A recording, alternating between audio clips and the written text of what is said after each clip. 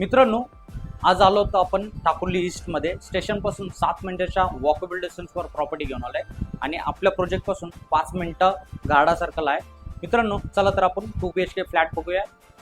मित्रांनो, हा आहे आपला 2 BHK फ्लॅट. 752चा कार्पेट आहे. एल शेप मध्ये लिव्हिंग रूम आहे. समोर आहे सोफा सेट आणि इकडे आहे डायनिंग स्पेस एरिया.